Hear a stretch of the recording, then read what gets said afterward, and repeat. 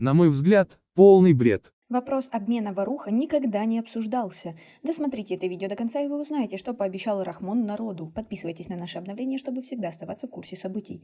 Вопроса о замене Варуха какой-либо другой территории не было и не может быть, подчеркнул президент Таджикистана Эмомали Рахмон на встрече с жителями сельского джамаата Варуха города Исфары. В результате 19 лет деятельности Межправительственной комиссии по делимитации и демаркации государственной границы было определено и согласовано почти 520 километров границы, а также подготовлен к подписанию проект договора о государственной границе, отметил глава Таджикистана. По его словам, правительство Таджикистана завершило внутригосударственные процедуры договора, который должен был быть подписан в мае 2016 года. Однако, по причинам, независящим от Таджикистана, договор о согласованной территории до сих пор не подписан, заявил Эмомали Рахмон. Президент Таджикистана подчеркнул, что за весь период переговоров, то есть за 19 лет, вопроса о замене Варуха какой-либо другой территории не было и не может быть.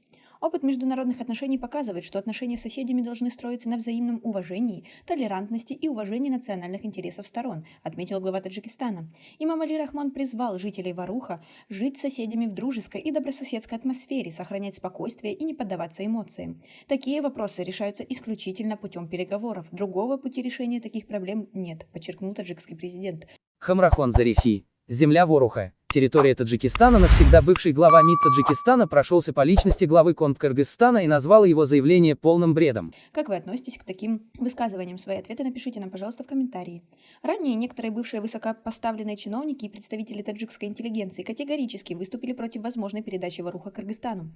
Джамаат Варух в Исфаринском районе граничит с Баткенской областью Кыргызстана. Таджикистан и Кыргызстан разделяет граница протяженностью 970 километров, из них согласовано 519, а оставшаяся часть значится спорной. Такая ситуация зачастую приводит к конфликтам по вопросам использования воды и земель между жителями приграничных зон. Иногда такие инциденты заканчиваются трагически, с человеческими жертвами. Но об обмене никогда не пойдет речи.